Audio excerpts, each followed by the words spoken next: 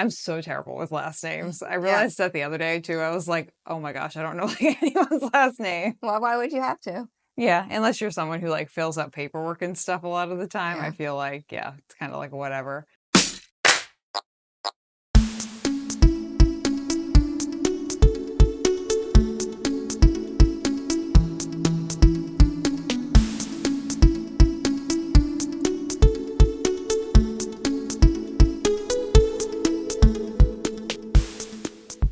Hello, and welcome to Runnah, running on Cape Cod, Massachusetts and beyond. I'm Juliana, your host. Welcome back, friends. And this week we are in a whole new setting. We're at the Falmouth Running Club office. We'll see what you guys think about this. I think it's a pretty good backdrop. But we also have one of my close friends and a very exciting guest. We have Miss Dori Gray with us today. Hi, thank you for having me. Yeah, I'm so excited to have you, Dori. I think you're a super interesting human, and I definitely, I like having you around too, so that's kind of a nice thing. It's very nice working with you just in general at the marathon, and it's nice being your friend too, so. I feel the same. Let me start with a story about you. Oh, okay, sure, why not? We're going to jump right in. Sure. Okay, so I moved to Falmouth in the end of 2021. Okay. And in early 2022, the Run Club had a party at this office. Okay, yes. And it was come check out our new office. I don't even know where the old one was because I'm new. Yeah, it was down in the town hall area. Okay, so I was really nervous because I hadn't gone to anything yet. I joined the club, but I hadn't done anything, any of the group runs or anything.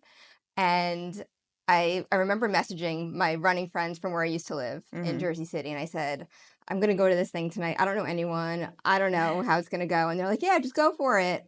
So, and I have a lot of social anxiety, and I can't just talk to people the way you do. I have a long history of social anxiety. This is a learned skill for me, so. Well, you're very good at it. It's been about 10 years of practice, so it's fine. Well, I would never know. So I came. I knew no one. It was early 2022, and I was still wearing a mask. I still felt uncomfortable in groups of people. I was one of two people here in a mask. The other person was very old. So it was like extra uncomfortable because I'm already othering myself. Yeah. And there was wine. So I would pull down my mask and take sips of wine because that always helps me. But everyone knew each other. And I spoke to a couple of people, but not really. One person that whole night came up to me and made an effort to really talk to me, and that was you. Oh, I don't know. Do you remember this at all? I remember being there. I didn't know that you were new to the club because you can never, you've been to events since then, you meet new people at every single one that you go to. Yeah. And sometimes people are like, yeah, I just moved here. And sometimes people are like, I've lived here since I was 5. And I'm like, cool, great. Yeah. So, well, I was just standing awkwardly. We had racks of clothes right here. Yep. And I was just I kept looking at the same clothes. Not that I was even interested in them. I just didn't know what to do with myself because everyone was talking. And I felt really weird. And you came to me, you talked to me, you made me feel so welcomed and so much better. Oh, that's so nice, Dori. Yeah, and that was a hard thing for me to just come into this crowded room of people I don't know. So, and that was the first thing I ever did with the club. Oh, and now I know everyone now. Yeah, you're well versed in the Falmouth Running Club now. Well, I'm glad that I was able to kind of be a conduit for you to be more involved with the club. That's fantastic. Yeah. And I mean, the same thing happened to me when I moved down here too. I remember I went to the Friday Night 5, and then actually, I don't know if you know the Stones, like Emily Stone and Mike Stone. I don't. They used to be more active in the club. They have 2 younger girls that they're kind of that's what they're doing now. Totally understand. But I remember Mike came up to me and introduced himself and then introduced me to Emily, and then I just kind of got more involved with the club from that. It's just passing it on. Yeah. Is definitely fantastic. And I mean, you're not a stranger to running club community. And you just mentioned you have your old club back in I had Jersey friends. City. It wasn't a club. Oh, okay. It just I had 3 good girlfriends. We still have a group chat. Oh, that's so nice. And we met each other through running and blogging and things like that. So yeah. But yeah, I think this might be the first official club I was part of. But all my friends here came from the club. And my husband, so we moved here, I said, 2021. He has no friends. And I have a bunch of friends because of this club. I mean, I can definitely attest to that, too, that most, if not all of my local running friends either are in the club or it came from a connection from someone within the club. or an event that we've hosted as part of the club, like one of the races or something like of the like. So yeah, it's a good way to socialize. Yeah, for sure. And especially in an area where it's a little bit harder to meet people who are like a little bit younger, shall we say? yeah. It's definitely been a good connecting thread for a lot of people, as far as I'm aware. And I hope that it continues to be so. And I hope this podcast helps even more. Yeah, definitely. And I think people like us being on the board and being involved in all the races, it makes a really big difference. I definitely hear a lot of feedback, like being on the back end of the Cape Cod Marathon, where people see not only me, but like you and like the other people, like Kathy, people who are like, we love Jack, but Jack is a little old man sometimes. People who are not that, again, love Jack very much. Love Jack. But seeing like not only but like younger people, but like younger women who are at the helm of the races around here, I feel like it's just very, or like the events that we put on, is just very inviting in a way. Yeah. That like if it was all just like older guys, it wouldn't really be the same environment. Yeah, absolutely. All. So yeah, it definitely is very important to have some younger energy in the field. But let's speaking of younger energy, Dori. Yes. Let's talk about where the running origin story of Dori Gray starts. Yeah. So I always say that I was really old when I started. Now looking back, I wasn't. I was 26. But at the time, that's not. That's but like I had no exposure to running in school the way other people do. Yeah, same. I'm from New York City. My experience was just very different from people at schools that I don't know, they had to run a mile. I never had to run a mile. I never had to run. What kind of school did you go to? I mean, I went to like a public high school, but I got to get out of gym by doing dance. I'm not a good dancer, but I'm like, okay, cool. Like I'm going to do that. Yeah, I'd rather dance than run. Fair. Yeah. Same. I would have made the same decision. I have to go outside. So yeah, so running was just not on my radar. The few times in my life that other friends have attempted running, I was like, that's weird. And then they never stuck with it. And then we forgot about it. And so it just wasn't part of my life. And in 2009, 2010, I had a blog, and so did a lot of other people. Yes, that was like the era of people starting blogs, because the internet was in a place where like YouTube was kind of starting up, but like videos were not prolific in any capacity. Right. So like pictures and words were like. It was all about pictures and words. Twitter, I was one of the early people. I joined Twitter in 2009. Wow.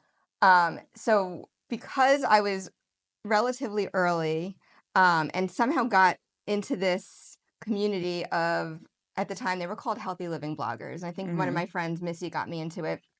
And there were these girls, and they were write about what they ate and also their running. Yeah.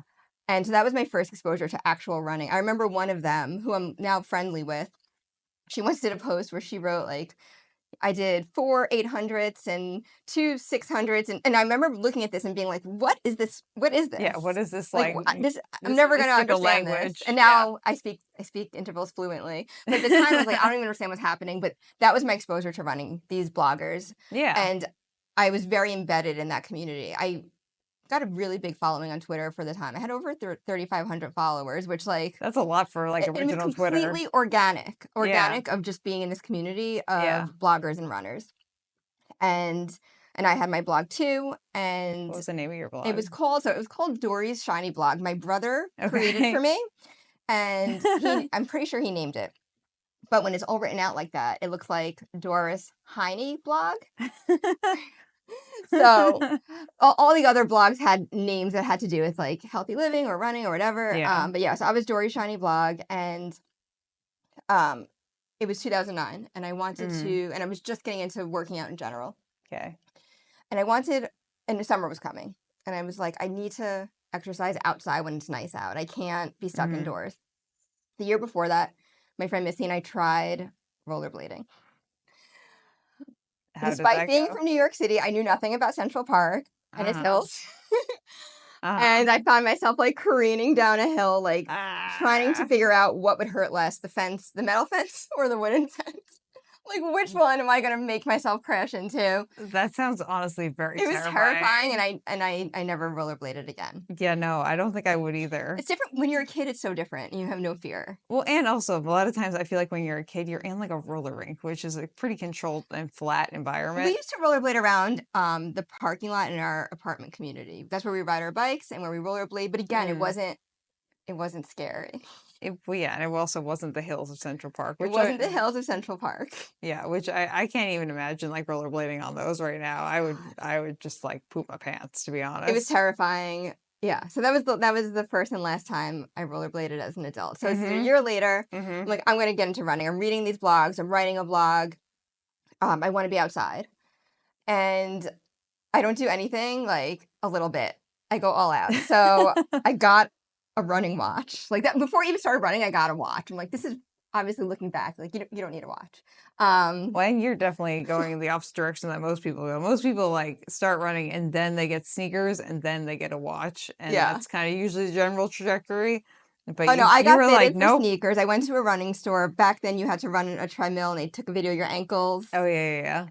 It's much more fancy now. Yeah, you get the 3D. You just stand on a thing now and you're like, here's all the things wrong with your foot. And you're like, great, thank you. So I knew about this from the blog. So I did these things first. It was so hard. Looking back, I was probably going too fast. The advice I give now to every single runner is start super slow, like slower than you think, because it shouldn't be miserable and it shouldn't hurt. Yeah. And if it hurts, you're going too fast. So I was going too fast, but I kept doing it. I kept with it. I remember the first time I ran 20 minutes straight, and I remember like coming back and writing a blog post that was called like I ran 20 minutes. So it was really exciting. I signed up for a 5K on Governor's Island. Yeah, on Governor's Island. Yeah. Is that one that still exists? It still exists. It's actually much more popular now than it was. This was in 2010, and it wasn't as popular then as it was now. I mean, all the New York City road races, like especially the ones that are put on by NYR. Yeah, this wasn't. It was like a really small race. It benefited something about 9/11. I think it benefited first responders from 9/11, something like that. I still have the T-shirt. Okay. And it was called a Run to Remember. Oh, and I dragged my best friend with me. She was not a runner. I didn't know what was going to happen. I was like, I might be last.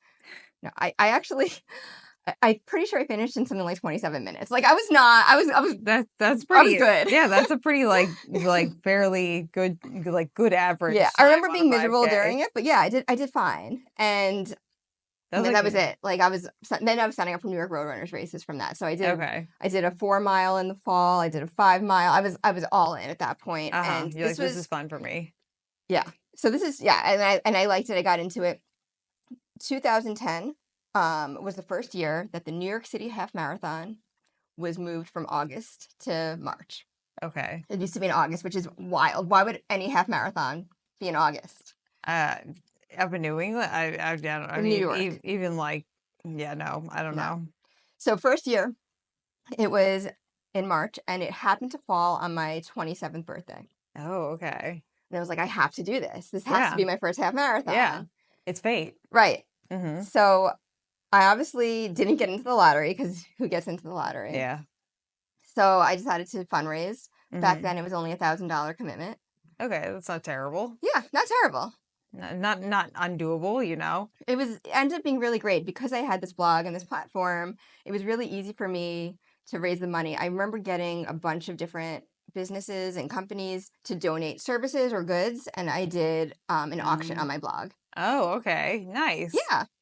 That's the charity was called Think Pink Rocks. It was a breast cancer charity. I don't know if they're still around. I have no idea. But it was pretty easy to raise the money.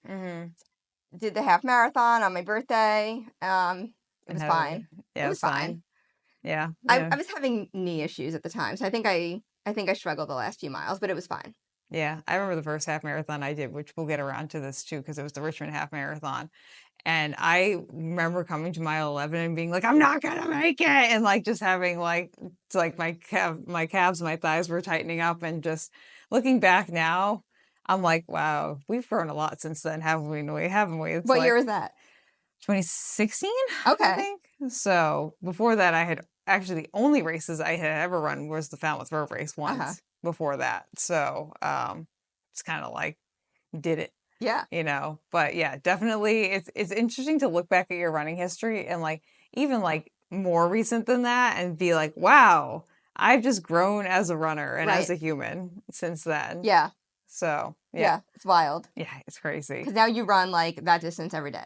I mean, I did like 11 and a half miles this morning and like I don't Yeah. feel like I did And anything because my body's just so used to it at this point. But like you had asked me to do that back in 2016, I would be on the floor dead right now. yeah. Like Yeah. You adapt. yep, it's aerobic capacity. You build it up, Yeah. So you ran your first half marathon. So yes, but at the same time, I was doing the 9+1 program. So Oh for yes. those not familiar, if you Mhm. live in the New York City area, you can automatically get entry to the New York City Marathon Mm. by running 9 races through New York Roadrunners and volunteering at one event. Yep. And I think it's harder now to get into all the races, but back then it Yeah. wasn't. You can get into any race you wanted. The last like 2 or 3 years, because as you know already, and some of the listeners might know, I'm pretty connected with the New York City Roadrunners through Team for Kids, which is their main charity, which I'm actually running Berlin with this year. But I've been in conversations with a lot of my friends from that, and they are very much so expressing how the last like 2 or 3 years has been like a huge influx of people trying to get into all the races, and a lot of them are having a really hard time getting those 9 races. And I think you can pay more and sign up early now, so yeah, now unfair because now rich people can benefit more, and it was already geared towards that. Just the fact that you had to pay for so many races. Yeah, I mean, it's definitely, I would say, more accessible than getting into Boston for the most part. Yes, because there is a path in that doesn't involve raising $10,000 or being really fast. Yeah, but it still is becoming more like inaccessible, which is good that there's more people involved in running, but it's kind of a bummer that like a program that, as far as I'm aware, and you can speak to this too, was pretty accessible to like literally anyone who wanted to. The races weren't even that much money back then. Yeah, I'm sure they were like $30-$40 or something like that. Yeah, now they're probably like $150 or something crazy. I don't know what they are now, but I bet they're a lot more than they were then. Yeah, it's a bummer, it's good to see more people involved in running, but I at a point we have to ask ourselves, like, do we increase the amount of people we're allowing? Do we like increase the number of events? Do we just kind of like let people suck it up and like fight to the death? I don't know. Yeah. So, but it is what it is. So you were on the trajectory to run. So I was doing the New York City Marathon. Yes, New York City Marathon. So I was doing this in 2010, which means I would get entry in 2011. Okay. And what was the reason behind wanting to run the New York City Marathon? Okay, so again, back to those blogs. All of those bloggers were training for and running their first marathons. Okay. So for me, it was just a natural trajectory of doing all these things, and this what these girls are doing, and I'm learning from them, and I'm liking running, and I'm sure I can do a marathon too. Okay. And that was pretty much it. Like it was such a community at the time where everyone was training and running and talking on Twitter. Twitter was so different then. Yeah, I mean, Twitter was so different, like even like 5 or 6 years ago. So it was so organic. That's the thing. So there were no influencers. It was completely organic and natural, and we just made friends with each other. Back then, again, like the way my friends now are from running, my friends then were from running too. Yeah, because that's just how you met people then, was through blogging and Twitter and running. Yeah. It just sounds like maybe like you were meeting them a little bit more online as opposed to in person. Yeah, we meet online and then meet up at a run. Yeah. Or meet up to run together. Yeah, which I mean, as someone who has a lot of friends that I met online first and then in person second, totally get it. Yeah. Makes a lot of sense. I actually can't imagine doing that now because my life is so different now, but back then, like that was what we did. I feel like you and I kind of like switched lives a little bit there, where like I couldn't, if you told me that I would like actively meet up with people who I meet online first and then like didn't know in person, I would have been like, you're crazy. I would never do that. But I do it all the time now. Yeah. Like, you know me well enough, Dori. Like, I'll talk to someone, I'll be like, you should come to this event. And then they're like, okay. And then I meet them in person there or whatever we're doing, Yeah. So, but it's a valid way to make friends. Yeah. Both ways, both in person and online. And I'm so glad that you had that community too. That sounds like it was largely pretty supportive. It was. Okay. It was very supportive. Okay. Yeah. That's fantastic. Just because you and I both know too, sometimes online communities can get like kind of toxic. Yes. Not the best sometimes. Yes. So, again, different time. Yeah, totally. I'm sure there were definitely toxic elements. Sure. But it wasn't it never felt negative to me. That's fantastic. Yeah. That's really great. Did you have do you want to shout out some of the people who were like the blogging people you were following, or like have any Yeah. favorite bloggers that you were following along with? Yeah. So the one who wrote about the intervals, where I was like, what is this math gibberish? That was Megan. Her blog was initially called something of a college graduate. Okay. And then she changed it to Meals and Miles. Okay. Oh, and she did something amazing. Okay. Just off topic. Yeah, go for it. She lives in Florida, and she participated in a naked race. A naked race. Where you come in as many or as little clothes as you want. Okay. And you run. And I was so amazed and impressed. And I was like, I want to do this. And I think I would do it if I had an opportunity. I never had an opportunity. As someone who, like, preferably, if it was possible, I would run naked. Like, just because I just don't like being restricted by clothing. That's really the main thing. I also don't like being cold, which is the other, like, kind of problem, too. It's this was Florida. Yeah. Well, if it's Florida, it's like 80% humidity. It's like 90 degrees outside. You're fine. Yeah. Like, I would totally do that. I would, too. I think she might have worn a sports bra and nothing else. I'm sure she can correct me. I still speak to her sometimes. But I was so impressed. Yeah, that's so cool. It's so cool, right? Yeah. Allie on the Run, who we were talking about earlier, we both know her. I knew her from that blogging community. You know, she's a super popular podcaster and race announcer. Yeah, she's great. Yeah. I've not yet met her in person, too, but she's one of my biggest inspirations, to be honest, because she's just like a real person. Yeah. And her and I have very similar GI issues, so it's kind of like, I see myself a little bit in her. So, yeah, definitely. So she and I were coming up together. We went to a lot of the same events together because we would all get invited to these events in New York, specifically the New York bloggers. There were Florida ones, there were New York ones, there was bloggers all over, but the New York ones, we were always invited to the same events. So like Allie and I would go to the same classes and things like that we were invited to. Yeah. What kind of events were you guys going to? A lot of yoga classes, spin classes. Okay. Things like that, pretty much. Like the beginnings of Peloton or like Orange Theory or something? Orange Theory wasn't around yet. I did go to Peloton when they had one studio only in 2009 on the Upper West Side, which then became my favorite workout studio called Refined Method. They took over that space, but that was at the time. There was one little Peloton studio, and I went to that. So that's kind of fun. Right? Wait, no, that was SoulCycle. Sorry. Oh, SoulCycle? Peloton. I also went to Peloton when they were brand new on 23rd Street. And, okay, Peloton story. Okay. You would walk by 23rd Street and there would be a bike in the window. And that was it. The whole studio was not built out yet. And it was one bike in the window. And you would walk by and be like, what is this? So it would say something like the future of cycling, something like that. Yeah. And I would walk by every day and see like this one bike in the window. And then they opened up and they were a real studio. And I used to go there. When it was easy to get in there too. Yeah. Not anymore. It was SoulCycle on the Upper West Side that I was thinking of. Oh, okay. Peloton. I was there in the beginning too. Yes, I'm pretty sure there were blogger Peloton events that I went to. Yeah, that's what I'm imagining, because the timeline seems to be correct in my head, where like Peloton will be starting up, SoulCycle will be starting up. Some like the really big fitness brands of right now will be seeing their origin stories starting at that time frame. Yes. Barry's Boot Camp. I was invited to an event with them and I didn't go.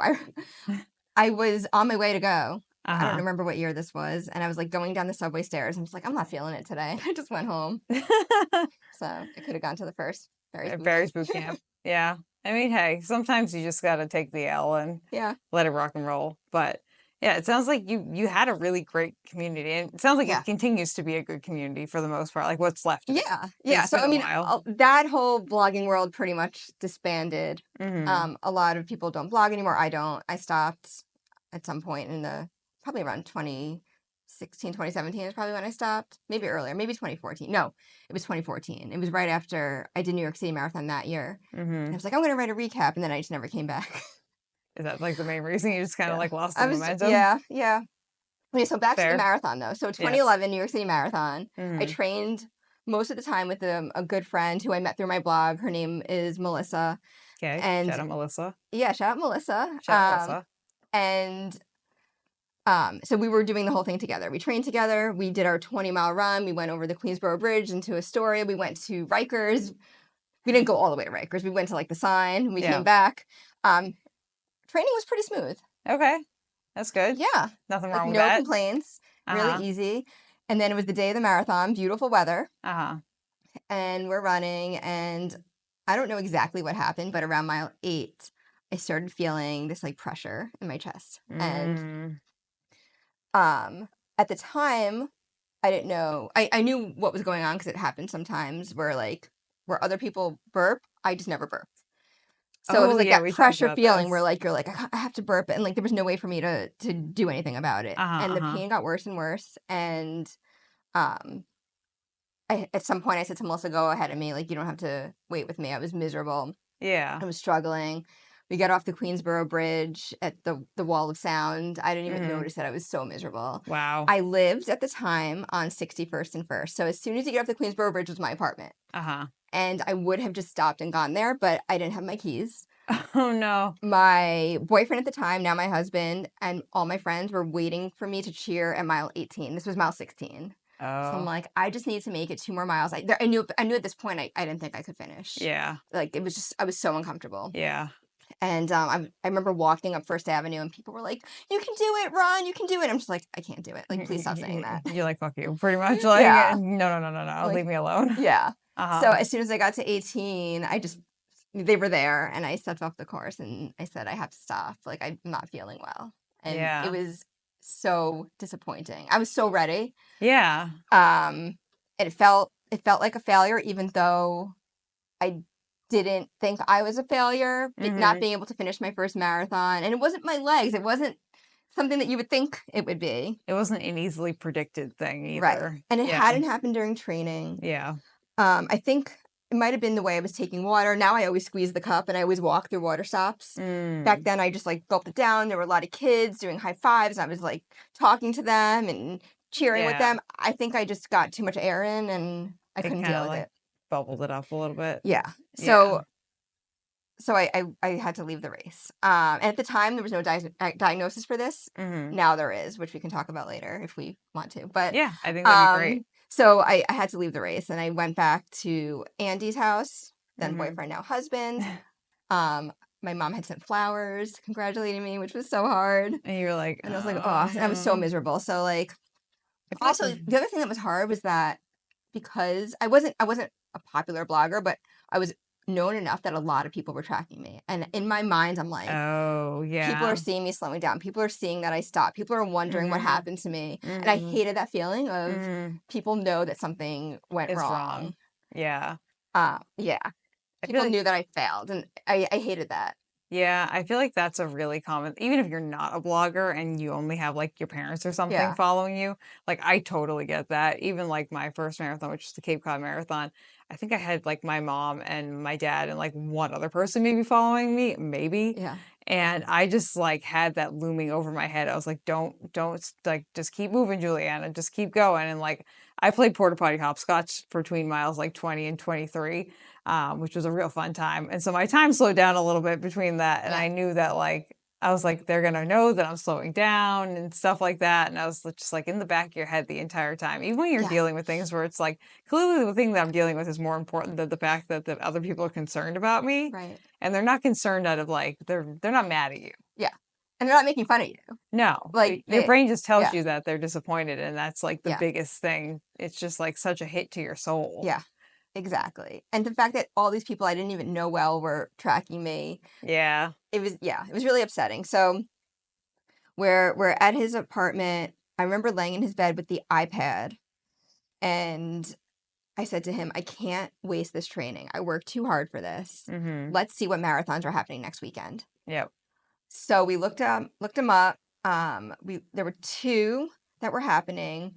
One, oh God, where was it? It was too far. Whatever it was too far. Yeah. And in my mind, it wasn't that far. Maybe it was in South Carolina, something like that. Okay. I don't know. Whatever it was, Andy's like, that's far. And then the other one was Richmond. And I knew nothing about Virginia. I never been there. I'm like, this looks good. Like, I'm like, it was a 6-hour drive from where we were. And I said, let's just sign up for this. And I signed up. I told no one. So I did blog about what happened, but I didn't tell anyone that I was signed up for another race. Yeah. And I got a really good response on my blog. Like, there were a lot of supportive comments. Oh, yeah. At the time, though, there was also this snark site called Get Off My Internets. Okay. I've never heard of that. GOMI, GOMI, Get Off My Internets. And I was never a subject of this snarks. I wasn't big enough. I wasn't important enough. Yeah, no one really had any opinions. No one cared enough until now. And I remember I was at a conference at the 92nd Street Y with my boss for work when there was a thread about me on there. Oh, no. And I missed the whole conference because I'm on my phone, like, distracted. Sick to my stomach. I can't stop reading this thread about me where they're like, oh, another person, like, stole someone's spot at New York City Marathon and didn't train, which, if you read my blog, you would know that I trained. You did train, yeah. And then they're like, yeah, like, she doesn't burp. Like, that's not a thing. Like, what a liar. Wow. I know. I wish at the time there was an actual diagnosis for that. There is now. And I've been dealing with being treated for it. But at the time, there was no diagnosis. So I couldn't even, like, push back. Well, I feel like that's as someone who also has many chronic illnesses, as we all know, it's a real thing that you deal with in real time too, not just like online, but like people don't take you seriously. Yeah. Because like you present as fine and like a lot of the times like you are feeling like mostly fine. But then like you have just like episodes where your body decides like, yeah, not today. And we have no choice in the matter. Right. There's nothing we can do about it. Yeah. And we're trying our best. And people are just like, you're not sick. It's like, well, I am. Like, if you broke your leg, do you want me to come to you and say, your leg's not broken? Right.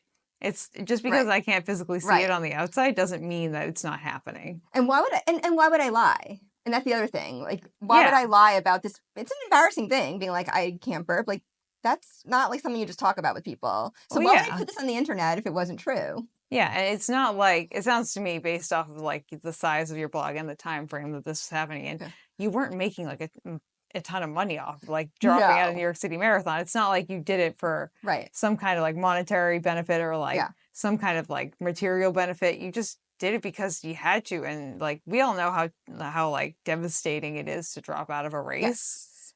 Like it's not an easy decision to make. Yeah.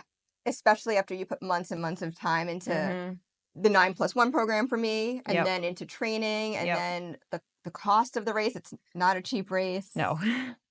Yeah. So it was devastating. So I signed up for this run the next weekend in Richmond. We did not yet have a dog. We did not yet have a kid. Yeah. What freedom to be able to say I'm going to drive to Richmond next weekend. Signed up. We booked a hotel, like a cheap hotel that we had to drive into Richmond from it. It wasn't a long drive. It was all easy. So we just did it. I didn't tell anyone. I told no people. My mom knew, but for the most part, we told no one. Yeah. Drove down the night before. So Richmond is amazing because it's on Saturday. Yes. I love Saturday marathons. Me too. Big fan. Yeah, there should be more of those. Agreed. So we drove down on Friday. Saturday, it was so easy. We got up in the morning. So I remember we ordered in spaghetti the night before. Okay. Like, to the hotel. In the morning we drove down. Richmond is so simple. So New York City, you take a subway and a ferry and then a bus and then you're waiting for hours and then it's a whole thing. Richmond, you just like show up, get out of the car and like you're at the start.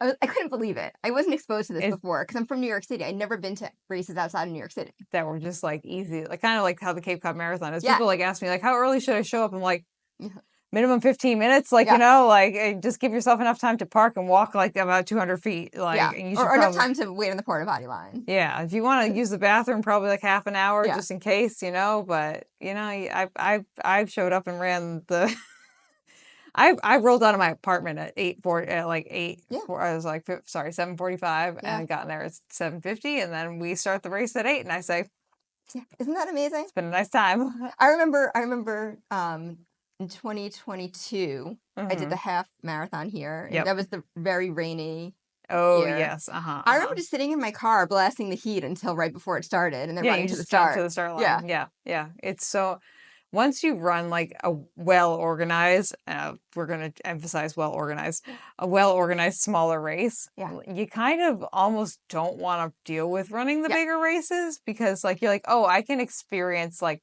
90% of what I would get from these like bigger races with like 200% more convenience. Yes. It was amazing. So I just walked out of the car at the start line right there, ready to go. So I took it really slow at first. I remember I didn't have any real-time goals. When my friends and I were running New York City the week before, we had this general idea of let's try to finish in less than 5 hours. Okay. So I had no time goals. I just started running. At some point, I found myself with a pace group that was for 4:45. Okay. And I remember hanging out with them around mile 3. I'm like, this feels really, really slow for me at the Yeah. time. And I remember Yeah. breaking away from them. And then I just had the best day. My husband found me at a few different spots. Like another benefit of a smaller race too, is that you can Yes. kind of bebop around New York City and Boston, like Chicago. Yeah. Absolutely not. Yeah. Smaller races, yep, you can see people at multiple different spots. New York, you can do it if you're at First Avenue and then move over to Fifth Avenue. But other Yeah. than that, it's very hard. Yeah, and I tell people too, like who are a lot of people ask mostly about Boston, but like Yeah. the other races too. They're like, well, how can I see my person multiple times? I'm like, you're either going to see them at the beginning, the very beginning, towards like before mile 4, and at the end, or you're going to see them one other place. Yes. There's no way the T is going to get you to the finish line. With it also being the day of a Red Sox game too, every Yes. single year, you're just not going to do it. It's not. You're not going to make it. Yeah. So yeah, it's nice to have those smaller races. Yeah, and I remember they had a spectators guide and they had special cheer stations. So he was at one. I think he had gels for me, or I gave him gloves. I don't remember. We did something at the first one. Yep. And then I went on. It was a beautiful course. It was a beautiful Richmond. day. Yeah, it was so nice. And you finished right on the James too. So, or did they still finish on the James when you did? They changed it after my year. Okay, because when I did the half marathon, when you finished. What year did you do that? 2016. So you came down the hill. I'm pretty sure, yes, they changed it by then because I did it again in 2013. Spoiler alert. And they changed it then. So in 2011, it was a different finish line. Okay. And the race was just amazing. I had the best time. It didn't feel terribly hard until like the last, I would say, 6 miles, or you're through neighborhoods. It was hard, but it was fine. There are so many pictures of me from that race where you can see the joy in my face. You can just see having a nice time. I am having the best time.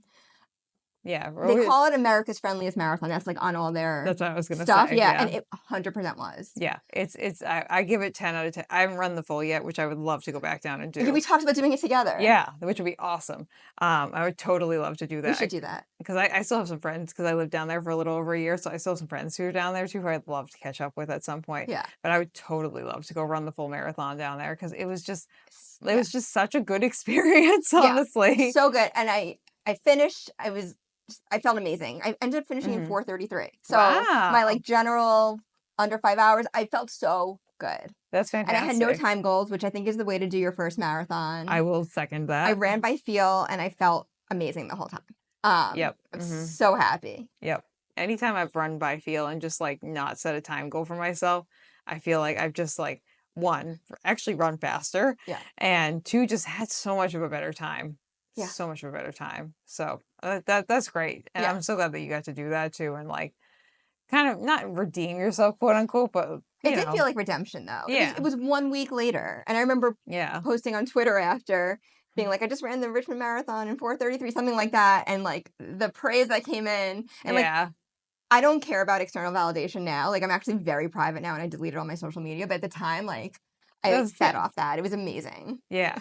I mean, you deserve it too. Anyone who runs a marathon or a half marathon or any kind of race, like you deserve your flowers. You deserve your kudos, you know? I remember blogging about it. I remember getting a great response from that. I remember someone on that Snark site was like, Dori ran the Richmond Marathon, proving she could do it. Like someone nice was saying something on there. It felt really good. And that was it. And then I became obsessed with marathons. And here we are right now. And here we are. Yeah. Now, did you want to talk about your chronic illness that you're dealing with? Yeah, so I think that'd be really interesting because it's not common, and I think it'd be good to hear about. So, like I said, that thing with my having to burp during the marathon, that happened in 2011. Okay. I had a ton of GI issues before that that we never completely figured out, which now I know was related to that. So I'm really going to go back a few months now. Actually, no, we're going to go back a year. So last year I was training for the Boston Marathon because thanks to the Falmouth Running Club, if you participate and volunteer, you can apply to get a spot in Boston. The running club gets like 3 or 4 bibs each year generally. Yeah. They're not guaranteed. No.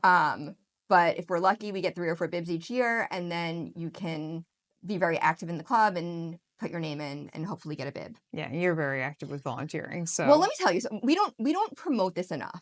because No, it should be promoted more. And the funny thing is too, though, like almost every club in Massachusetts, if not New England, yeah, has at least like 2 numbers yeah, for them. And I've never heard another club promoting in them either, which is interesting because that yeah. makes me question if there's some rules from the BAA, because we both know the BAA is kind of like sticklers and there may or may not be some sticks up asses over there. I don't know. I feel like But so. I don't know. I feel like if more people knew about it, we would have people. We would have too many volunteers at each event. Yeah, which wouldn't, I don't think would be I a mean, bad that's thing what at got all. me. So, even though I met you at that event, I wanted to be more involved. What got me actually volunteering That's the and fact truly that you being do involved that. was I'm like, I want a Boston bib and I will volunteer at everything. And then I ended up Hmm. just loving it that I still volunteer at everything. Yeah. And I'm on the board now. So even though like I can't get another bib, I just love it here. And Yeah. I'm so glad that the Boston bib forced me to start doing this. That's great. Yeah. That's a good So thing for yeah, so sure. more people should definitely join the club and there's very few other paths to getting into Boston. Yeah. I mean, I always tell people about it too because I'm very vocal about the fact that I've run Boston twice, but I didn't qualify and Yeah, I didn't do the charity route either yeah, way. which is very hard to do. The Yeah. charity is As someone who's yeah, running you've Berlin, raised money. has ran New York for a Team for Yeah, Kids, and I only had to fundraise both times around like right, $3,000. I can't even imagine having to fundraise right. $15,000. It's Oh my so God. hard and so stressful when you're already dealing with the stress of training And and just life in life stresses. general. Yeah, so there's this path to getting in. I didn't know that when I moved here. I had no idea What when an I moved amazing here. benefit. 'Cause I had written off Boston. I'm like, I will never run this race, and I written it off, and Hmm. it was the best day of my life when I ran Boston. But yeah, let's take a step back. Yeah. So let's step back. So we're okay. So first of all, in 2019, I was pregnant, Hmm. and I had my son in 2019, and then I didn't do a lot of running after. Hmm. Um, I find being a parent extremely hard in every way. I don't know how you and like everyone else's parents, like, I mean, I probably said it on this podcast before, but I do not want children. And every time I babysit for someone or I like watch someone's kids or our buddy Daniel, who's been on the show, we work together and it's like I go home and I'm like, yeah, I didn't want to take that home with me. Like I Yeah, love Daniel very yeah, much, but I'm just like, yeah. no, No, I no. get it. I only had one. I'm surprised more people that want kids don't stop at one. It's so hard. So I found everything after having my son impossible. So Yeah. it took me a while to get back into running, and then I slowly got back there. Hmm. And my first marathon back. So my last marathon before having him was 2017. Okay. My first marathon back was Boston in 2024, which I got in through the club. Yep. So I had all this to say I hadn't done a lot of long runs. I had done Yeah. the half here a couple of times. I haven't done a lot of long runs. So I experienced something new while doing my long runs last year while training for Boston, Hmm. where after about 2 hours, I would start to get those same pains. Yeah. In your Very similar chest. to what I had during New York City Marathon in my chest. It would also feel nausea. I'd feel nausea. If I was wearing a necklace, I would have to take it off. It would feel like it was choking me. And Really? this necklace, you can see this. I don't take this off. It's all the Yeah. way down here, and I Yeah. would have It's to not, take it off. It feels yeah. like I felt like it was suffocating me. Interesting. I would end up having to just dry heave at the side of the road. Okay. And then I would usually feel a tiny bit better after. I also am so scared of throwing up that I would usually hold it in. I also like I'll deal with any other kind of like bodily function, Yeah. but vomiting absolutely not. Well, now I know it actually was throwing up air, which is different than dry heaving. Hmm. At the time, I didn't know what was going on. I went to my GI doctor, and he's like, "Well, maybe it's acid reflux." And I was already on medicine for that. Yeah. And he's amazing, and I love him, but when you don't know what you're dealing with. Yeah, and I especially if it's like an uncommon like Yeah, kind of I'll say invisible illness yeah, more or less, it's hard to find someone one who will not gaslight you as a female who's trying to get medical help, and also who knows what it could even be and isn't right. just going to be like, well, it's just GERD. It's like, Yeah, no, no, no, no, and no, that's no, and the no. thing is, I thought that possibly too, because like that's what it feels like. It feels Yeah. like I would do like so I get really really painful hiccups, and I've always had painful hiccups, which I now Okay. know is part of this condition I have. At the time, I didn't know. So after all these runs, I would also get incredibly painful hiccups. I Interesting. would do these things that I call like a hiccup and not a hiccup. That's like which googling that led me to finding out what I have, by the way. But we'll get Oh, to that. okay. So I just felt horrible, and I couldn't do my long runs. I didn't know what to do. Yeah. So I ended up paying a lot of money to do a session with a sports dietitian. And she had me go for iron testing. She's like, well, your ferritin is like a little low for a runner, so maybe that's what's happening. Maybe you're not getting enough oxygen to your diaphragm. Okay. So we increased and changed the iron I was taking. Still didn't really get better. Like, I didn't know what else to do. Yeah. I couldn't figure out fueling. I knew that eating made it worse, and I knew that taking a gel would make it worse. But I also needed fuel, and I didn't know what to do. Yeah, you're kind of at a loss. So I ended up just having a horrible training cycle where I got through all my long runs. I did them all, but Yeah. I felt horrible Terrible. during almost all of them. Okay. Almost all of them. Okay. I mean, one time I ran with my friend Alex, who I met through the club, who you know. Yeah, we'll and have she was Alex with on me. here eventually. Yes, she's amazing. We were doing, I think I was doing 16 miles with her, and I remember just like having to stop and heave at the side of the road, and she had to do a run walk with me back. I was so miserable. Alex is one of the nicest human beings So in the nice. entire world too. So I'm sure, like, she was very. It was probably a good running partner, probably a good person to have that happen with. That definitely. But I felt awful. Also, this was in winter. We were training for Boston, so it's not like standing at the side of the road was comfortable. Like we were cold. Yeah, you're freezing, and you had cold. Your sweat got cold, and you're wearing like a bunch of layers, and it's like kind of hard to move your body at a baseline too. Anyway, because all the layers. Yeah. Yeah. So what?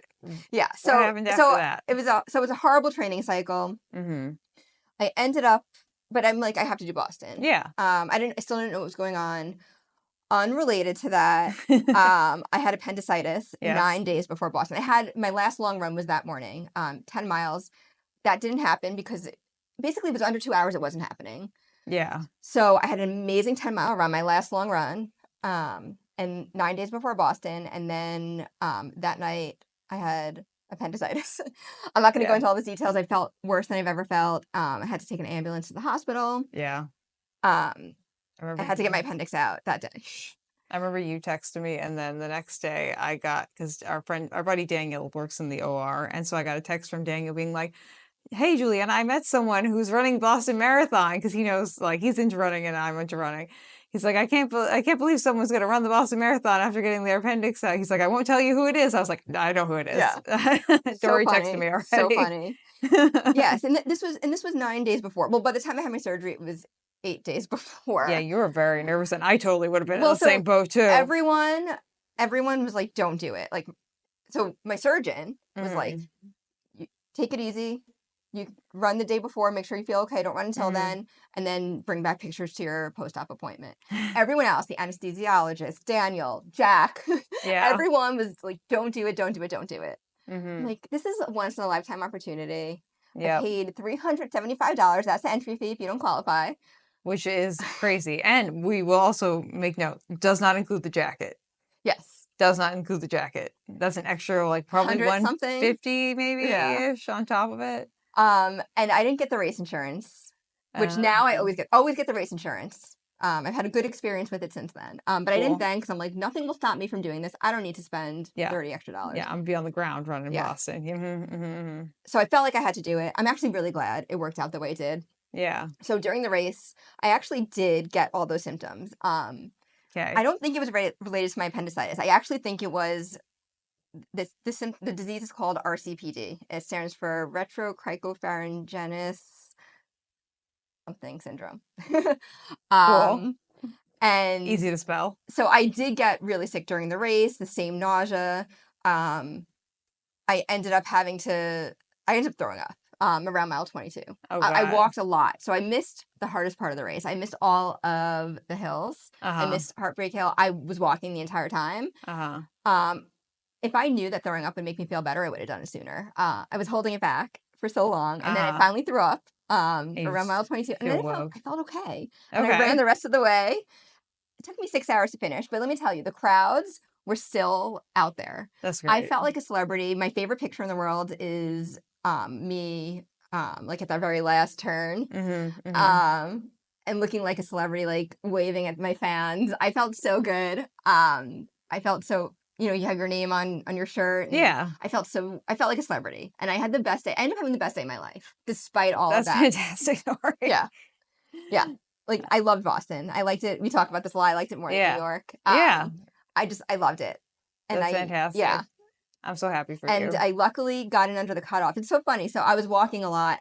At one point, I saw someone I knew, and I just stopped and talked to her for a really long time. And if I knew how close I was to that cutoff, you wouldn't have stopped for I that wouldn't long. have stopped. Yeah. But luckily, I made it in under the cutoff. I finished in a little over 6 hours, which is my slowest marathon to date. But I had such a great time. And the thing is, too, like, no one asks you your time when you tell them you've run the Boston Marathon. Actually, a lot of people have asked me, and then really, it's like it's so awkward because I want to be like, well, I just had appendicitis, I just had surgery, and I don't want to have to qualify it, but I feel like I have to qualify it. Yeah, here's the thing with the Boston Marathon. I feel like most people don't have a fast time on that course anyway, because it's just like not the nicest course to your legs.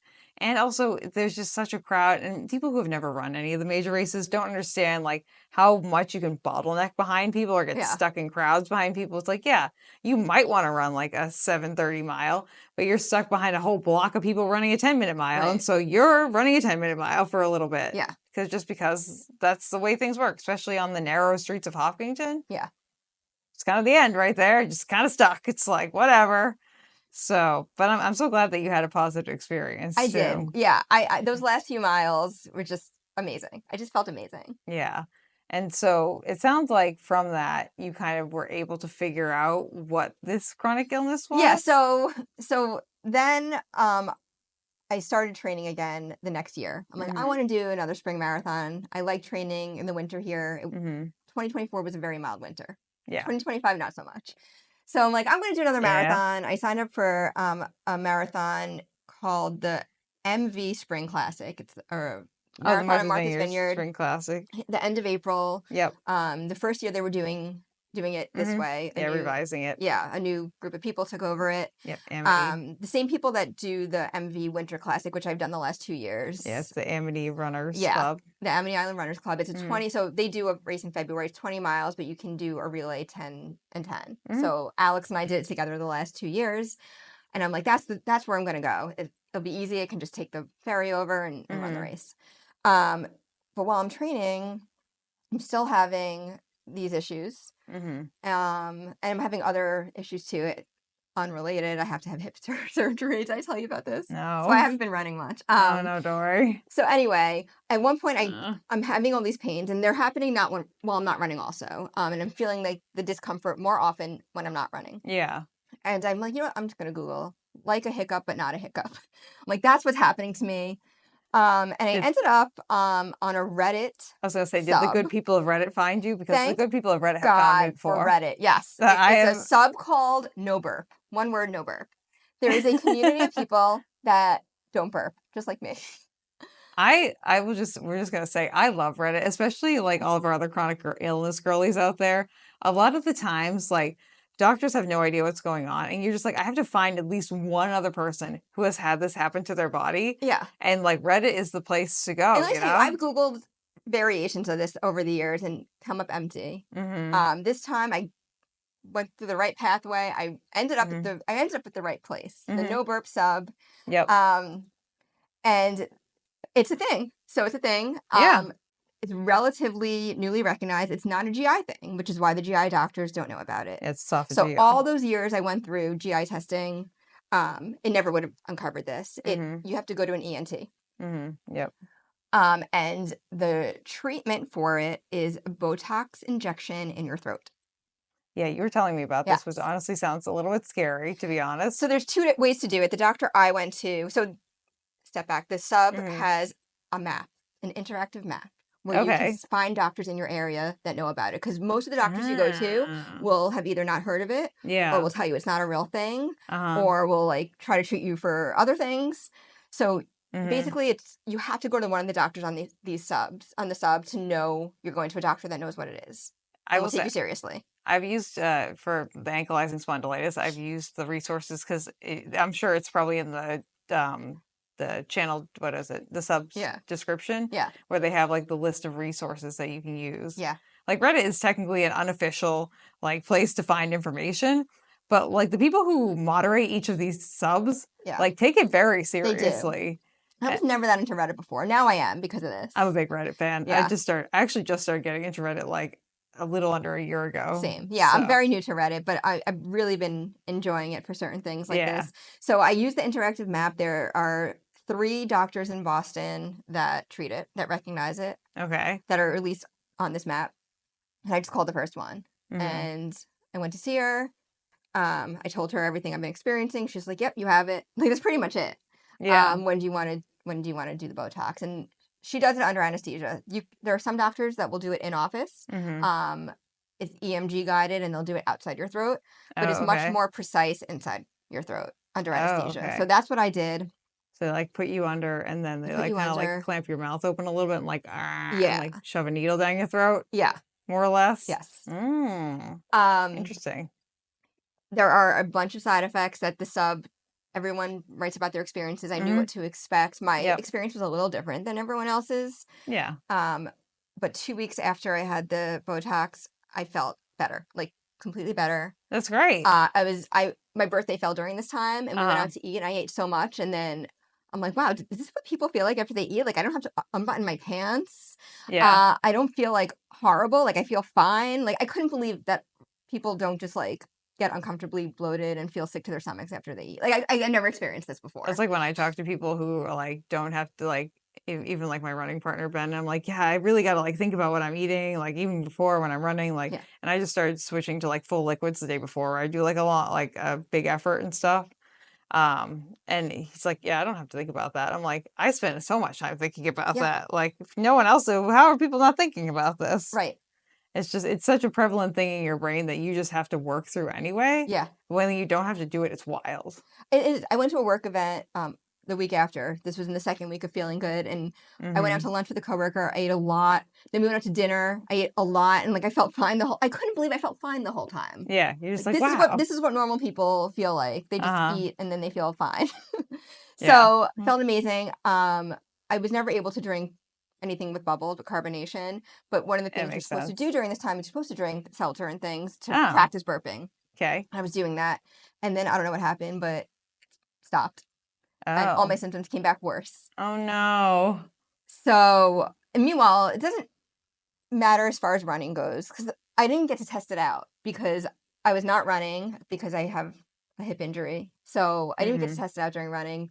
But now I actually have to do Botox again in June. Oh, okay. Again, under anesthesia, they're going to do a more concentrated dose and a higher dose. So the side effects will be worse, but hopefully it will stick this time. What kind of side effects were you getting from that? So one thing that people get is it's called a slow swallow, where after you eat, it takes a really long time to swallow. Oh. I didn't get it too bad, but it feels weird. What I got was I couldn't drink liquids for like 2 weeks. I would drink and then it would just like sit in my throat. I had to take teeny tiny sips. I'm so dehydrated. I just felt like overall not good for a while until I felt okay. Yeah. I'm surprised maybe it was your choice not to go to like urgent care or the ER or something like that. But like, in my head, I was like, Dori should have been on an IV. And then I'm thinking in my head, I was like, yeah, but she would probably have to sit in like the ER for a while. And it would just feel like. Yeah. And it wasn't that, I mean, it was uncomfortable. It wasn't terrible. It will be worse after my next round, but I also feel comfortable starting seltzer earlier now that I know it can help. Okay. And just knowing more. So we'll see. Yeah, we'll see. It's the second round. Another thing that happens, I'm actually, hopefully people aren't noticing it, but when I'm talking, like I feel like a lot of saliva building up and like being in my throat. I did not notice, and I'm in the room with you, so I highly doubt that anyone on camera or listening will notice anything. Yeah. So I have this thing. It's a real thing. Hopefully I'll feel better after the next one. A lot of people get years or a lifetime of relief. Okay. So other people have to go back multiple times. So we'll see. But it's that actual thing with an actual treatment that, in 2011, I didn't know. No one knew. Yeah. Yeah. Yeah. I mean, honestly, the joys of getting something, I'm so glad that you got the diagnosis because like, that's literally half the battle right there. It's just having something to like, especially like written on your medical record, like on paper in your medical record being like, look, it's there. Yeah. I'm not making it up. And like all these things, like the painful hiccups, like, that happens to a lot of people that have R-CPD. It doesn't happen to anyone else. So no one understood what I was talking about. And I told so many doctors that just ignored it. They wrote it off. But yeah. I mean, I feel the same about my ankylosing spondylitis too. Like, I've been a creaky human being since I was born. Yeah. And like, I've always been just like, yeah, it hurts for me when I like sit in one position for too long, or like I would just have like weird hip issues in this hip for a while. And then finally my rheumatologist like did like blood work on me and like took into account. And he was like, oh, you have ankylosing spondylitis. I was like, huh? Come again? Like, I what like that is? you can keep pronouncing it. I'm probably saying it wrong like 50 million times. I usually just call it AS because it's funny because I have dyslexia as well too. And they gave the girl with dyslexia who has spelling-based dyslexia ankylosing spondylitis from Krzysztof Rosazinski. He's my rheumatologist. And I'm like, yeah, let me spell that all for you. Funny. Not just kidding. That's really funny. Yeah, but yeah, just like that. And so in 2011, obviously I didn't know what was going on. But it also didn't bother me between Yeah, 2011 and 2024. So when I was pregnant, I had a lot of issues that now I believe are related to that. But that while sounds running, right. it didn't bother me while running in all those years in between. Yeah. And it wasn't until, after I had my son, so like your body changes a lot. A lot of things with my running changed after him. Mm-hmm. Um, It sounds and like you were not having run a stressed. marathon for so long and just being, in my 40s now, I think all these things just made it so that I can't run a long run without it happening now. Yeah. It wasn't that way before, and now it is that way. So Oh. the only way I'll do another marathon is if this Botox works, because otherwise I Mm-hmm. can't do a long run. Yeah, that's very frustrating. Yeah. That's super frustrating. And it sounds like it's something that you can't really do anything else about for the most part. So one thing I might try if this doesn't work and I want to try Uh-huh. running long again Uh-huh. is not eating, pretty much. Okay. Like, Eating, it's always worse after I eat. okay. So like not eating at all while you're running or like before you're running Both. or like I got to okay. figure out the fueling thing. Because As I did notice yeah, it would get worse after I think my first or second gel is when things would get really bad. it sounds about right. I mean, as the person who again, I'm like experimenting with full liquids the day before and then Yeah, like I listened to your yeah. podcast about that. Yeah, it's just kind of like sometimes you just have to accept what your body is going to do during like a Right. race, especially the longer distance ones. I know I'm going to be taking some poops, like Yeah. it's just going to happen. It's just easier when they're liquids as opposed to like full solids. So it's Yeah. just like, okay. And the other thing is at the same time that I started training for Boston is when I started getting into fueling the right way, which I never did before. And I'm like, Yeah. I'm going to take a gel every 30 minutes and I'm going to make sure I eat a lot before. Like, all these things I didn't care about before because I was Mhm. young and was able to do long runs and marathons without thinking about it. Now I'm like, Mhm. I'm going to think about these. I'm going to do it right. And I think doing it right worked against me because I Yeah. think I'm just someone that probably can't take in all of this while I'm running. I'm wondering if it would be good to like do your traditional but even more carbo load the night before and then like Right. get Yeah. like a Camelback or Well, like a what's funny? I hydration think that's pack. why I got through Boston, even though I couldn't take any gels. It was my second gel. I took one gel right before the race started. Mhm. Right. I don't even think I finished my second one. I think that's when I started to feel bad. But I was Mhm. still able to, make it 6 hours with no fuel because I had eaten 7 bagels in the days leading up to it. So I think that maybe that's what I do. Like I eat a lot Yeah. before and then I just get through the run and the race Yeah. without, I don't know. I wonder if like taking like a Camelback backpack or like a Yeah. hydration pack and like taking like really tiny sips Yeah. like would be I I don't know. hate things on me. We were talking like, I want to run Yeah. naked, but Yeah. I mean, I mean, I do it's a walk at problem. every water station I stop and I walk and I take a small sip. So maybe it's just Maybe doing doing that and Gatorade not, instead. yeah. The idea of carrying something on my back when I don't have to. Yeah, I've just started like wearing it because I'm playing with the idea of running a 50 miler. You never know. Yeah. And so I'm like, okay, I actually have to bring required items with me for things like that. So I have to get And used to when the I train backpack. here in the summer, even for a half, I had to wear my hydration vest Mm-hmm. Yeah. because there's not a lot of places to get water. Yeah. More now that they added, All the bubblers. they added one at Minot, Yep. and that actually is life changing. So this past year, training for the half in the summer, this is after Boston. I didn't actually think I wore my backpack at all because of that Mm-hmm. new water fountain. So maybe I can get away with it.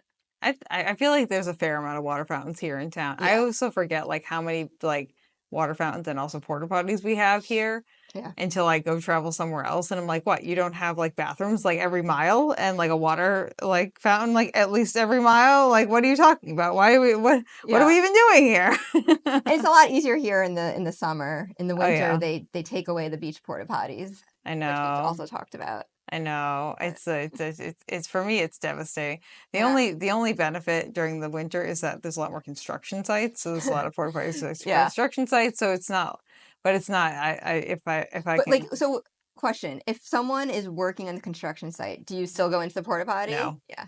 no, I skip Yeah. it, which Yeah. is not great. I know. What can you do? Yeah, it's just kind of It's hard like, here. Yeah. yeah, it's it'd be nice if like everywhere you went, you just knew there was going to be a bathroom and a water stop like every mile, just Yeah. like in general in life, that would be nice. Yeah. And I do plan my routes around the porta potties. Oh And in the yes. winter, so last winter when Hmm. I trained for Boston and I realized that the beach porta potties were gone, I would plan, and I don't live near the bike path. Yeah, you plan to go out near the I bike would path. plan all my routes to go down 28 so I can stop at Dunkin' and Starbucks. Yeah. Every Hmm. route was planned that way. Yep. Even though it was less scenic, I Yeah. knew I can rely on those places. Yeah. And you knew if you needed water too, you could ask them for a cup of water or Yeah. something too. Yeah.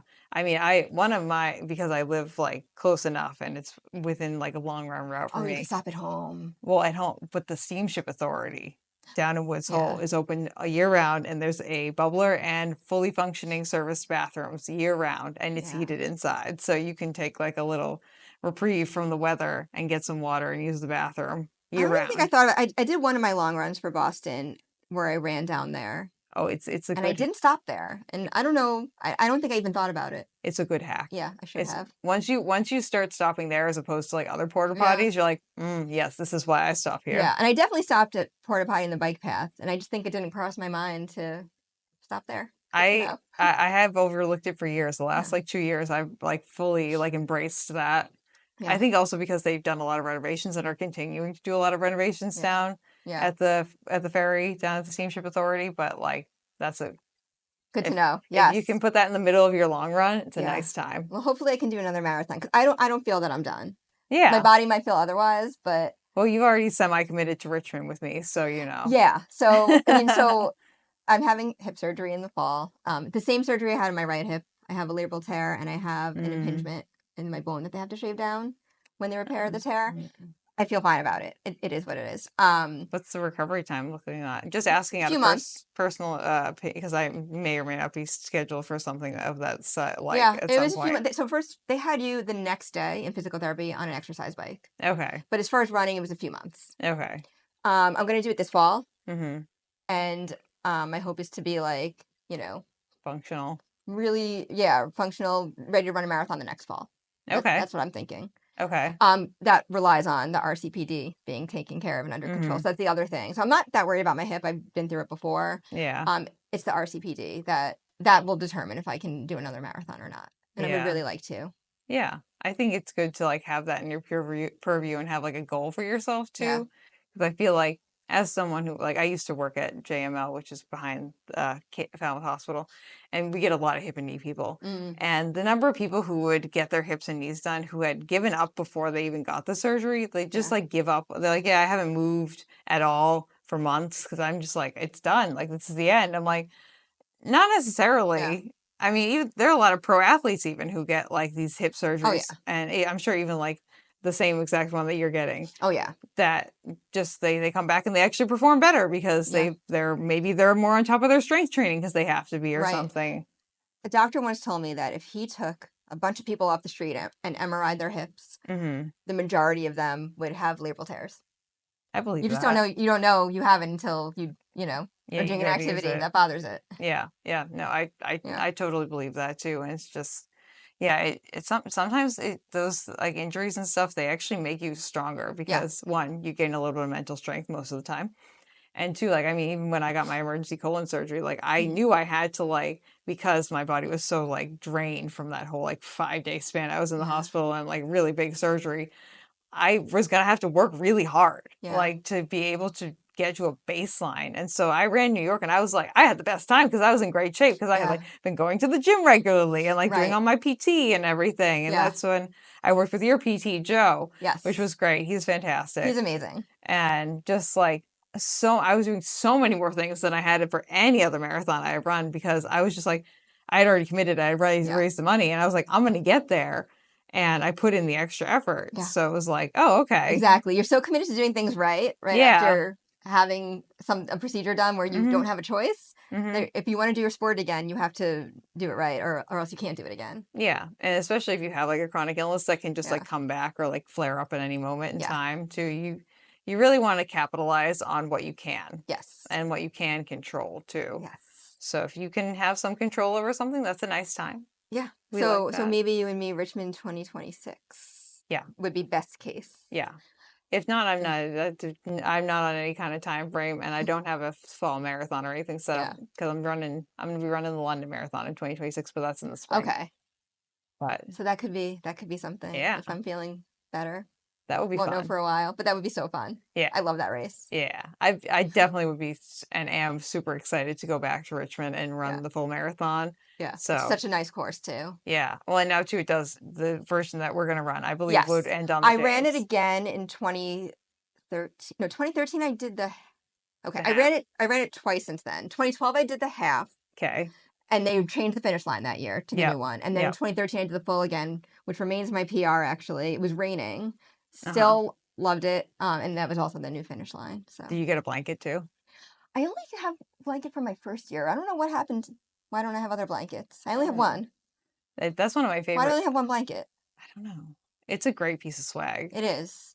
It's so nice to cross the finish line, and instead of getting the Mylar blanket, you get like a fleece blanket. Fleece blanket. Was it? Well, I only have one of them. I don't remember which year now. I don't know. Mine is green. Mine's black. I'll take a picture of it later. Yeah, send me a picture, and then I can actually put it on the YouTube video too. I'll have to take a picture of mine too. I still have that blanket. It's a fantastic great blanket. Yeah. It's just that's one of my favorite race shirts too. The one that I got from that half marathon. I love that shirt. I still have mine. I have one. I think the one I have is from my first year when it was unisex shirts back then. Okay. Running was so different. A long time ago. It's a lot more generic. It was a lot more just like, okay, everyone gets the same thing. Yeah. And here everyone gets a shirt and everyone gets a medal, and that's just kind of the end of the game right there. And we had to have our chips on our sneaker, on our laces. Oh, yeah. Before they had. I remember when the chip on the bib went from being like really like being like at least like this big, that like kind of like metally piece, to being like a little tiny strip, and people were like, what happened? I'm like, I'm not in charge of this. It's wild. It's wild how long I've been doing this where we can like talk about the olden days of running. I know. And then it just makes us feel old when we're like, okay. 'Cause I still feel new running. Yeah, I no matter how many races I do, and like no matter what the distance is, I still feel like I don't know anything about running. Yeah. And like even doing this podcast, I'm like, you come up to me, people are like, Julian, you're so experienced. I'm like, what are you talking about? Like But you run like 10 miles a day. Yeah. I don't know how your body doesn't break. Gym, physical therapy. I mean, and what I've learned too with the ankylosing spondylitis is that like the motion is lotion. The more you move, the more you're able to move. And if you stay still, that's how your spine will fuse together. Your spine fuses faster. So just like there are a lot of actually like ultra marathon runners who are like in like the 200 plus distance normally who have AS. Oh, wow. Because your body will keep moving if you keep it moving. Wow. But if you stop, no. It's kind of like. Oh, that's so interesting. Yeah. So, I'm the opposite. I'm a very low mileage runner. So when I'm training for a marathon, I do the lowest mileage possible to be able to finish the race, because otherwise I get injuries. All different injuries. I'm a big fan of like figuring out what works best for you. Yeah. Like for me, like the 70 to 80 range right now a week has been like a nice sweet spot. Like I've never felt better. Yeah. I feel like I need to max out at 30. Yeah. And if that's how you feel, like that's totally, people have come up to me, especially after the ultra, being like, I don't know how you do it. I wish I could run an ultra. I'm like, you don't have to. You really don't have to. Like, I fully understand that I'm a very niche brand of crazy. Yeah. And like, thank you so much for the kudos, but like you don't have to. Yeah. Like whatever works good for you, you find something that works good for you and then enjoy it if you can, you know? Exactly. Yeah. So that's how I feel about it. So last year I joined the board of the Falmouth Running Club. Yes. You're given assignments, and one of my assignments was we're going to do something new at the start and finish area of the Cape Cod Marathon. Mm-hmm. We want to keep people in the area. We want to entertain people, feed them, and keep them around during the races. Yeah. And to make a better experience for the runners before and after. Mm-hmm. And that was my job. And we're going on to our second year of doing. It's called the Xtra Mile Party, XTRA. We have food trucks, we have coffee trucks, we have a face painter, balloon animal artist. Yeah. We're having therapy dogs this year, which I'm so excited about. I'm excited for that. We have changing tents. What else? Are you doing massage this year? I don't know. Dr. Bob's going to be there, the chiropractor guy. So it's just all these great things, and we're continuing to see what went well, what went wrong, and improve on it. But we want to make the experience really, really good for runners. And even when I'm not on the board anymore, next year, it's a 2-year term, I plan to continue to do the extra mile stuff. I love it. Yeah, so much fun. So I highly recommend coming to Cape Cod Marathon weekend. Bring kids. It's super kid friendly. What's your favorite part of being able to do that, Dori? Oh, I don't know. Just seeing it all come together. I know that as long as I'm involved in this part of it, I'll never be able to run the Cape Cod Marathon. And I've never ran it, and I would love to, but I just love helping put it all together and figuring out how we can make it better each year and keep people around and having fun. Yeah, I feel the same way about race announcing too, where I'm like, I'd like to run it again. Then I'm like, but I love race announcing, and there's no way I'm giving that up. I just feel so part of the community, like being someone that has to help put on our local marathon, and I love it. Yeah. So come run the Cape Cod Marathon. Come run the Cape Cod Marathon. Dori will make sure you have a nice finish line experience. Or the 5K, or the half marathon, or any combination. Yeah, you can do the relay, the kids run. You can do the chowder challenge. You can do the lobster challenge. Yep, lobster challenge new for this year, which I think is either sold out or nearly sold out. Is it? Potential. Kathy only opened it to about 100 spots because it's our first lobster year. Lobster challenge is the half marathon one day and then the 5K the next day. And you get a cool medal too. It's actually up there on the wall in front of us, Dori. Yeah, and you're wearing the shirt. I'm wearing this year's shirt. One of the few that is out there in production right now, because Juliana gets to be being one of 3 people who's like kind of technically in charge of the Cape Cod Marathon. We get to try out the gear. Well, that's the other thing I loved last year is I loved just being with you when you were doing all your announcing. It was so fun. I like I said, like I have a desire to run the marathon again. Yeah. But like I love the announcing the races is my favorite 2 to 3 days of the entire year. Yeah, and that's the thing, that weekend is so much fun. It's as much as I love Falmouth Road Race weekend, and that weekend for me becomes all about the race, so does this weekend. Yeah. I feel like it's for us who are involved with it. Yeah. It's just a little bit more rewarding because it's a little bit more like community based. That's exactly it. So I never experienced a race that was so rooted in the community like this is. Yeah. One of the biggest things we get every year is just people expressing how kind and welcoming all the volunteers are, and how they've in their own way, they say this of like they get adopted into a family every year when they come to run with us, which is exactly the vibe I would like to put out there. We want to make sure everyone feels welcome and supported, and like if you need something, we're here for you, and we're all approachable. Yes. So we're just all regular human beings. Yes. We're just trying to put on the best race we can, and based on the feedback from last year, it was amazing. People really, really loved it. They appreciated how well organized it was, and I know. It's a great weekend. I compiled a whole document of all the feedback that I got through the social media, which wasn't even all of it, because a lot of it was just getting repetitive too. Of like, we love the volunteers, we love them, which was great. But like, I mean, if you're trying to like get a message to people, I was like, okay, like this happened a lot.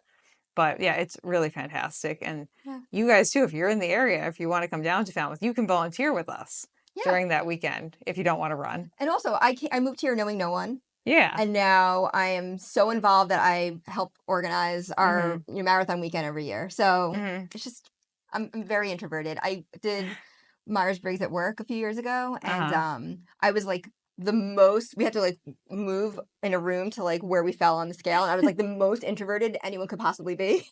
Oh my god. And still I'm like loving putting on this race every year and feeling involved in this community. See, I wouldn't know that about you, Dori. I don't feel like you're that introverted, but that's just me. Maybe because You see me in small doses. Yeah, and I don't know. There's something about my personality which seems to like dig people out of their clamshells a little bit.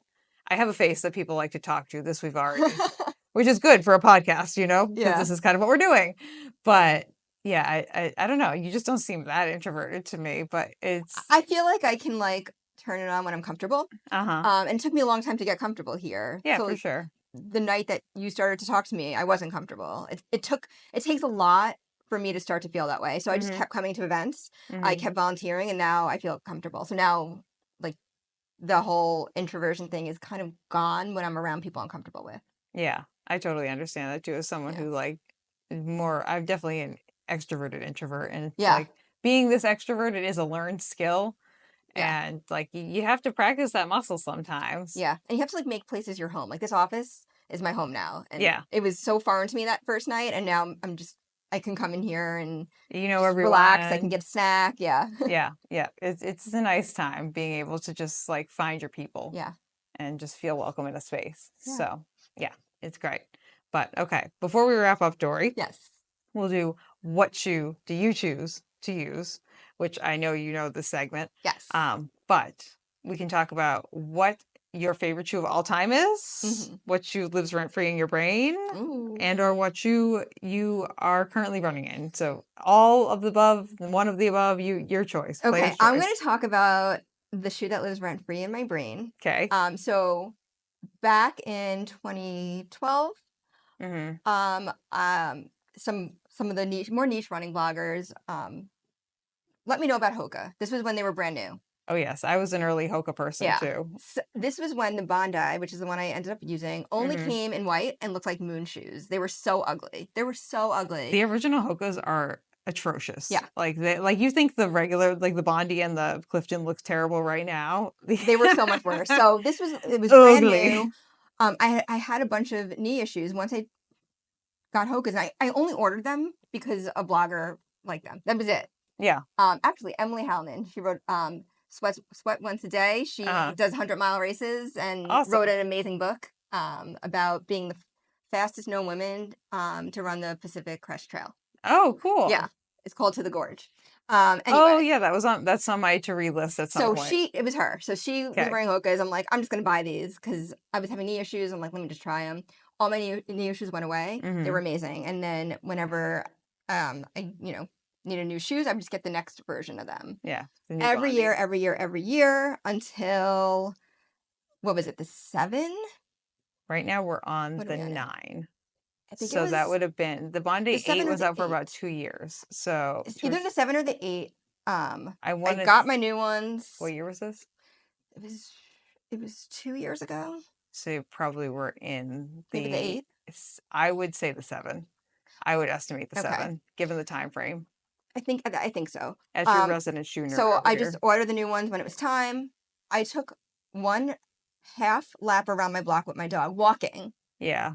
And my whole left side was on fire. And I'm like, oh, no. I can no. They changed something. They never changed anything noticeable. They changed something, and that was the end of those shoes for me. I couldn't even walk. I couldn't walk halfway around my block. That's such a bummer. Yeah.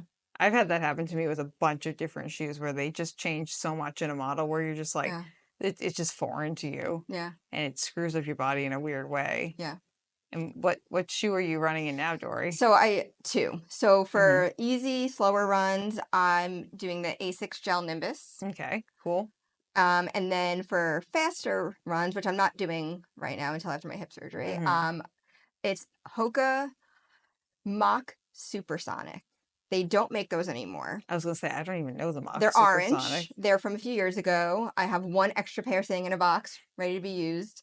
The newer versions of the Mach since then don't work for me. I've tried, but this Supersonic, and it's nice and lightweight and doesn't bother me in any way. Have you tried the Mach X? The one with the... No, I tried... The people play. I tried the 5 or 6, and again, I couldn't even walk.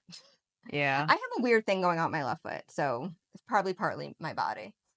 Honestly, same. So, it's fair. It's fair. But also, like, I found that, like, every time I increase my distance, my toe box seems to get wider. So I've now graduated to shoes where I'm, like, a 9.5 wide.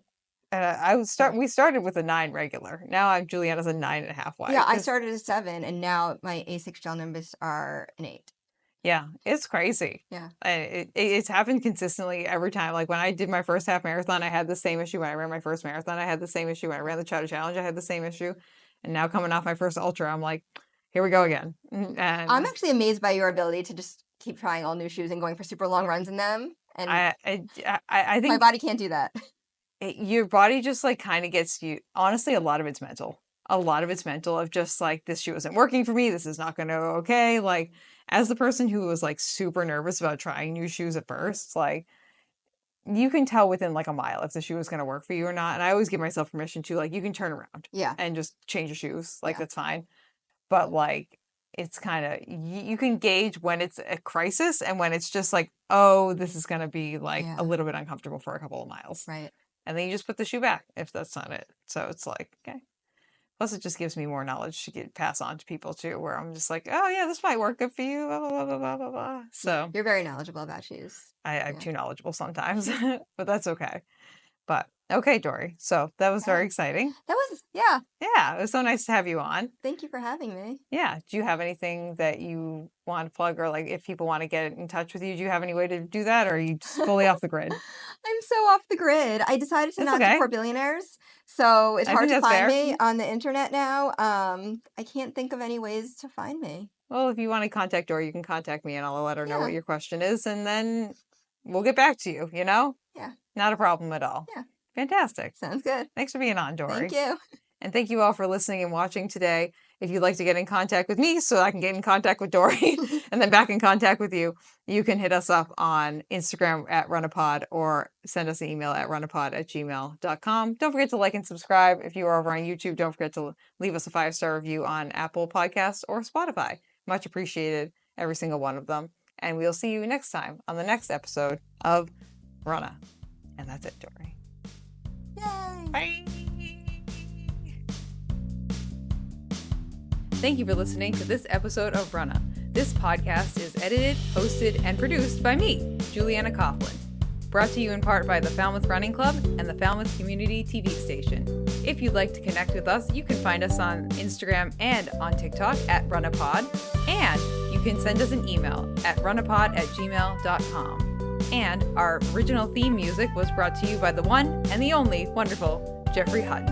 And keep up the great work. I'm proud of you.